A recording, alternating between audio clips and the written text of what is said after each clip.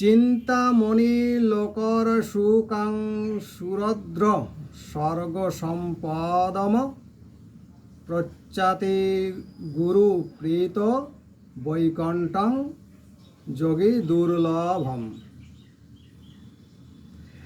চিন্তামণি কেবলমাত্র কি বলছেন?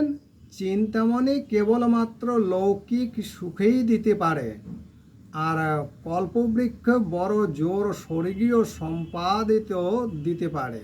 কিন্তু গুরুদেব প্রসন্ন হলে ভগবানের যোগী দুর্লভ নিত্য বৈকুণ্ঠ ধাম দিতে পারেন। তখন